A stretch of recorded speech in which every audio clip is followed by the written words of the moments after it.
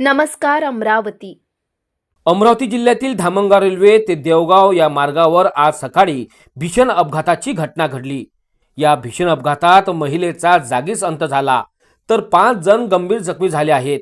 आज 26 फेब्रुवारी गुरुवारी सकाळी 10:30 वाजताच्या सुमारास धामणगाव रेल्वे ते देवगाव या मार्गावर कार आणि दुचाकीत यांच्या समोरासमोर जोरदार धडक झाली। या भीषण अपघातात कारंजा येथील भावना प्रवीण कदम यांचा जागीच मृत्यू झाला तर पार्थ देशमुख वय 18 वर्ष, योगेश देशमुख वय 50 वर्ष, सारिका देशमुख वय 46 वर्ष तिघेही राहणार यवतमाळ, तसेच सीमा वानखडे वय 45 वर्ष राहणार तिवरा आणि निलेश बाहे वय 30 वर्ष राहणार जळगाव आर्वी हे गंभीर जखमी झाले आहेत। अपघात इतका भीषण होता की दुचाकीवरील प्रवासी दूरपर्यंत रस्त्यावर फेकले गेले। घटनास्थळी काही काळ भीती आणि गोंधळाचे वातावरण निर्माण झाले होते। स्थानिक नागरिकांनी तत्काळ धाव घेत मदत कार्य सुरू केले। जखमींना तातडीने उपचाराकरिता यवतमाळ आणि अमरावती येथील रुग्णालयात हलविण्यात आले।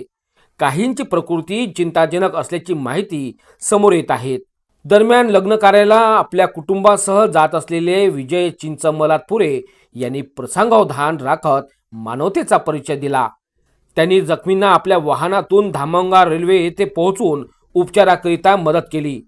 त्यांच्या या तत्परतेमुळे जखमींना वेळेत उपचार मिळू शकला।